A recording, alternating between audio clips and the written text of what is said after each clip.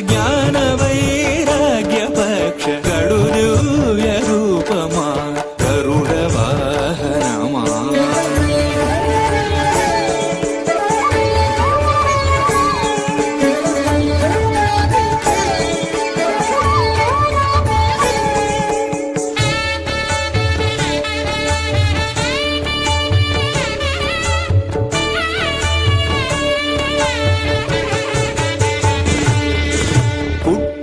పుట్టగనే